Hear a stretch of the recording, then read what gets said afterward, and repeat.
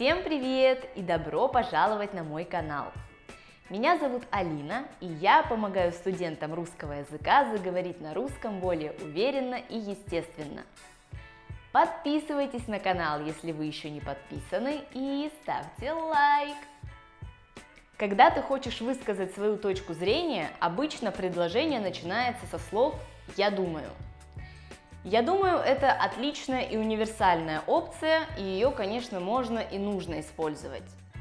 Но чтобы немного расширить свой словарный запас, предлагаю вам рассмотреть несколько альтернатив выражению «я думаю» и впоследствии звучать как настоящий носитель.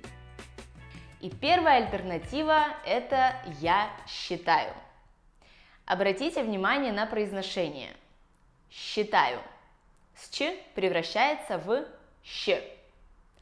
«Я считаю» – это, пожалуй, один из самых близких синонимов к «я думаю». И, как вы уже поняли, он используется не в прямом смысле. Раз, два, три, четыре, пять – нет. А именно в смысле «я думаю». И он не всегда, но зачастую используется в ситуациях, когда нужно придать немного серьезности, немного строгости.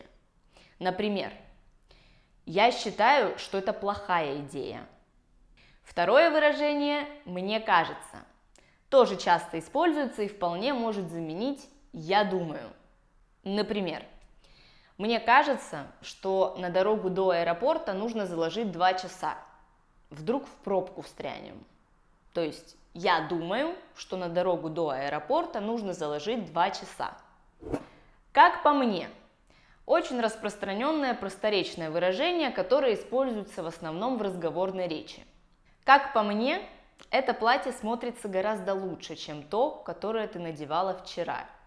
«Как по мне» – это близкий синоним к более формальному «с моей точки зрения» или «на мой взгляд». С моей точки зрения не совсем уместно тыкать незнакомому человеку. На мой взгляд, этот проект можно было бы доработать, прежде чем нести на согласование к руководителю. Следующее выражение – «по-моему». По-моему, этот путь короче, и по нему мы пешком до парка дойдем быстрее. По моим ощущениям. Когда вы скорее основываетесь на своем опыте и, исходя из него, делаете выводы. По моим ощущениям, это не совсем верный подход в выполнении этой задачи. Вряд ли тебя за это похвалят. Или же просто по опыту. По опыту ты вряд ли отстираешь это пятно. Лично я. Это выражение подчеркивает, что человек допускает правильность другой мысли и в данный момент говорит исключительно за себя, но с оговоркой на то, что чье-то мнение тоже имеет место быть. Например, лично я бы не выбрала это блюдо для праздничного стола. Оно совсем не празднично выглядит. Для меня.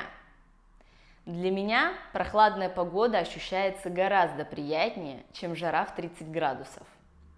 На твоем месте. Таким образом, вы показываете человеку, как поступили бы вы, но при этом не навязывая своего мнения, а лишь предполагая, что может быть иначе. И, вероятно, это правильно. На твоем месте я бы просто отключала телефон на ночь, и тогда не будешь просыпаться от ранних звонков. Признаю. Когда у человека была другая точка зрения, но сейчас он признает свою неправоту, то есть думает иначе. Признаю. Был неправ. Честно говоря. Ты со мной согласен? Честно говоря, нет. Как ты думаешь, я замерзну в этой куртке? Честно говоря, на улице не очень холодно, поэтому не замерзнешь. В данном случае мы к «честно говоря» можем добавить еще и «я думаю». Например, честно говоря, я думаю, что не замерзнешь.